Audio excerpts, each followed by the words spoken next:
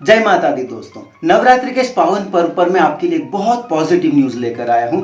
International institute of population sciences ने एक सर्वे किया 9.99 लाख यानी लगभग 10 लाख विवाहित महिलाओं पर, और सर्वे में जो फैक्ट्स आए हैं वो बहुत पॉजिटिव है। इस सर्वे में एक फैक्ट सामने आया है कि बेटियों तक ही अपने परिवार को सीमित करने वाले लोगों का नंबर 33.6% हो चुका है, जो कि 1992 में सिर्फ 16% था। यानी बेटों की चाहत रखने वाले के लोग जो थे उनका नंबर काफी तेजी से कम हो रहा है।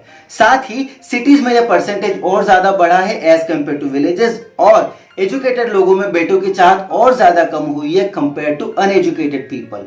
ये तो हो गई सर्वे की बात। अब हम ये समझने की कोशिश करते हैं कि यह बदलाव आया क्यों है। दोस्तों, इस बदलाव को समझने के पहले हमें यह समझना होगा कि लोग पहले बेटों की चाहत क्यों रखते थे।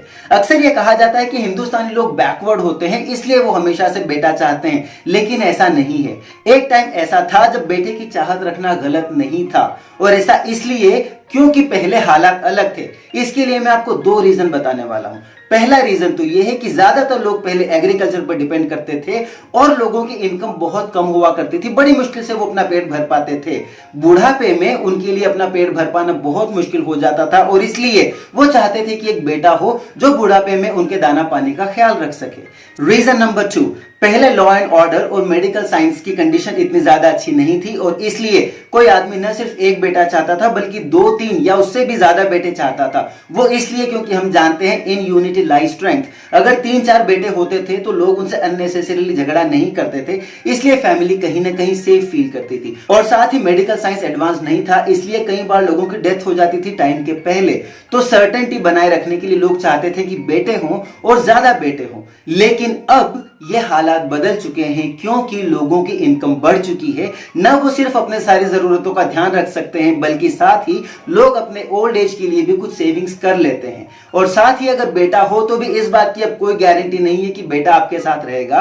हो सकता है आपका बेटा बहुत अच्छा है, लेकिन उसके बावजूद भी वो जॉब करने के लिए दूसरी सिटी में जा सकता है, आपको अकेले रहना पड़ सकता है। और अब बेटियां भी इतनी केपेबल बनती जा रही है कि वो ओल्ड एज में अपने मम्मी पापा को सपोर्ट कर सकती हैं।